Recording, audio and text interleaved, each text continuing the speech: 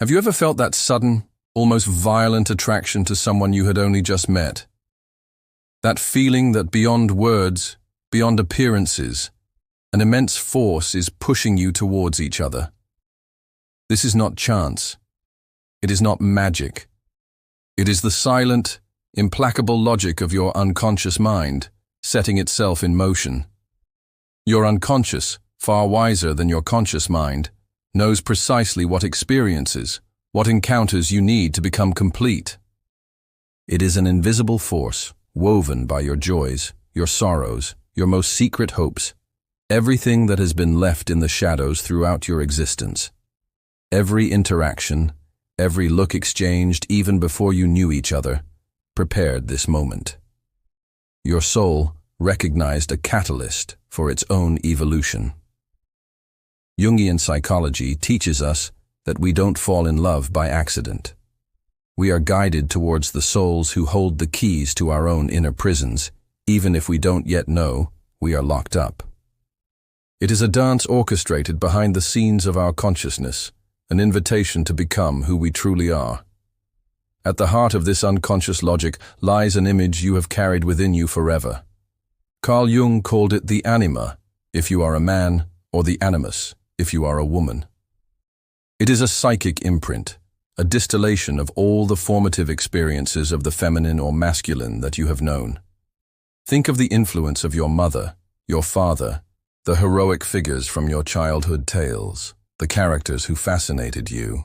All of this has merged to create an inner archetype, a kind of identikit picture of the significant other. This image is not conscious. It lives in your depths, waiting to be activated. It is the secret melody of your soul, and you spend your life looking for someone who can sing it. This is a quest, not for a perfect person, but for a person who resonates with this inner vibration, this ghostly and powerful figure that represents the other half of your own psyche, the missing part of your inner universe. And then, one day you meet them. The person walks into the room, and time seems to stop. It's not their physical beauty or status that strikes you, but an elusive quality, an energy that feels strangely familiar. This is the lightning-fast encounter between your inner anima or animus and a real person. Your unconscious shouts, "There they are, this is the one." This feeling of having known this person forever, this instant and irrational connection, is the projection of your inner archetype onto this individual. You don't fall in love with the person as they truly are in that moment, but with the sacred image they have awakened within you. It is an experience both divine and dangerous, for you are dancing with a ghost you yourself have created. Carl Jung warns us, this recognition is the beginning of the journey, not the destination. It is the spark that ignites the fire of transformation, a fire that can either illuminate you or consume you. One of the most powerful reasons we fall head over heels in love is that the other person embodies a part of ourselves that we have left fallow. You, who are perhaps reserved and contemplative by nature, feel irresistibly drawn to someone spontaneous, radiant, who dances with life without the slightest hesitation. This is not a simple fascination for an opposite. According to Jungian psychology, it is your shadow calling to you. The shadow is not an evil part of you, but simply the unknown part, the one that contains all the potential you haven't dared to explore. Your repressed boldness, your unexpressed joy, your sealed-off creativity. The other person merely carries the torch that lights up this dormant territory of your soul. You are fascinated not by the other, but by the promise of what you could become in their presence. It is your unconscious whispering to you, "Look, this too is you. It is time to reclaim it." This process is called projection. We all carry within us a treasure map leading to our own wholeness, but we don't know how to read it. So when we meet someone who seems to live on the island where this treasure is buried, we project the entire value of this treasure onto them. We adorn them with all the qualities we aspire to possess. Their confidence becomes the mirror of our hidden courage. Their freedom becomes the reflection of our own desire to soar. Love then becomes a cinema screen onto which we project the film of our untapped potential. The attraction is our being's visceral response to this image of ourselves, finally made visible. It is a magnificent and necessary stage. For the first time, we can see, admire, and love a part of ourselves that was previously invisible. We fall in love with the reflection of our own soul in the eyes of the other. But this is where the path becomes perilous. The immense risk is to fall into worshipping the mirror instead of integrating the image it reflects back to us.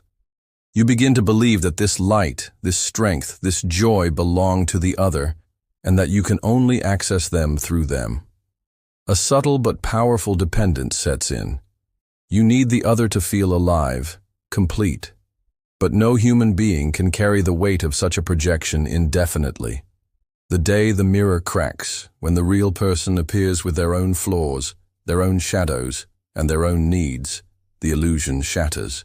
The love you thought was eternal can then collapse in an instant, because it was not based on the recognition of two whole beings, but on the admiration of a quality you had externalized.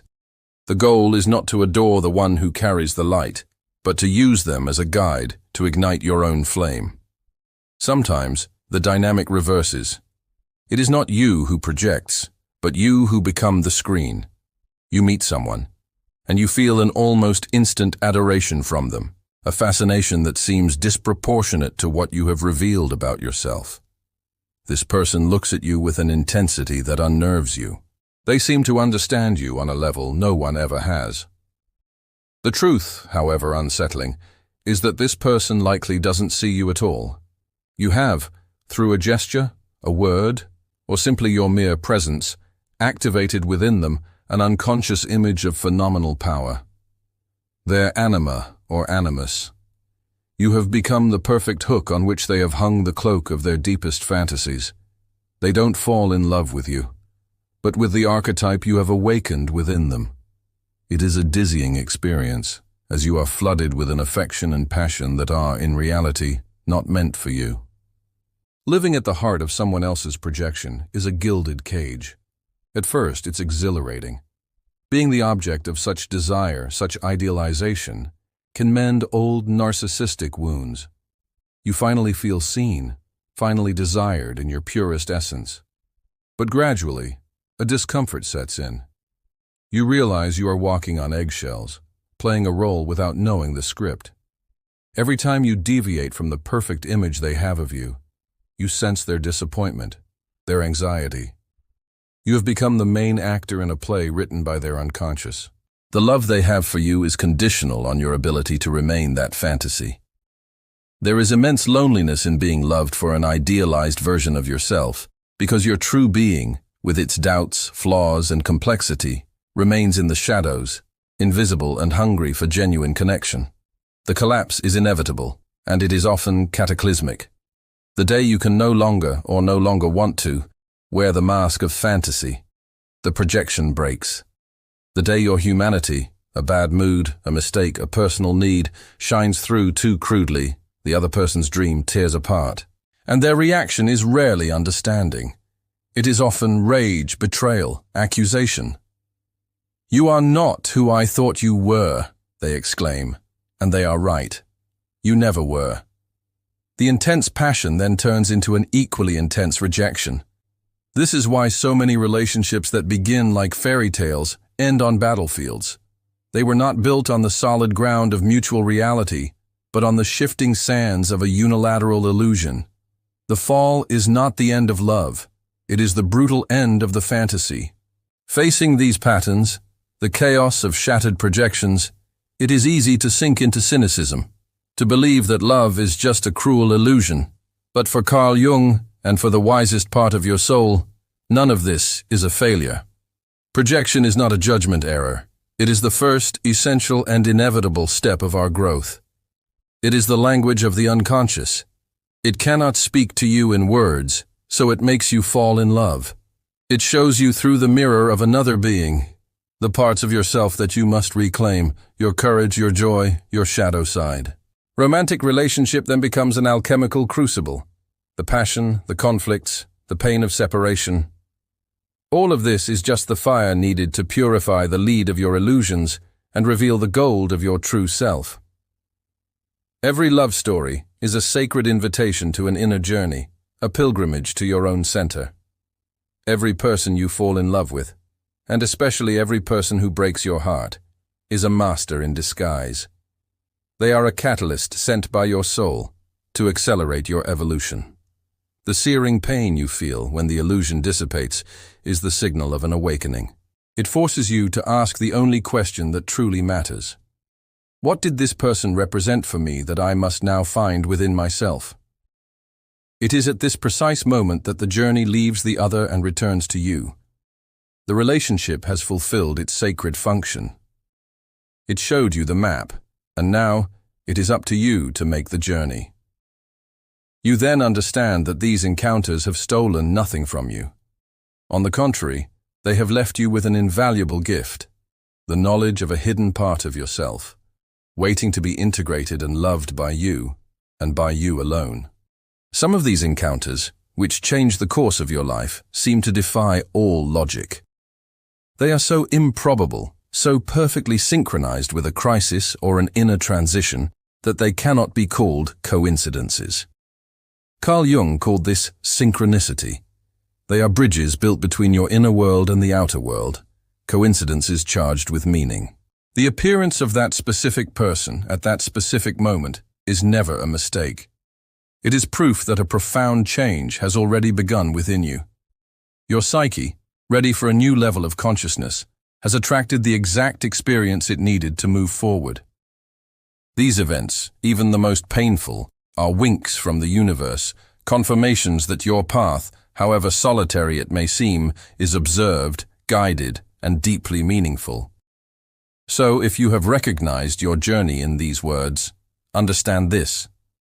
Your way of loving is not a curse, it is a gift. This sensitivity that has caused you so much suffering, this intensity that has made you feel so different, is not a flaw. It is proof of a high consciousness.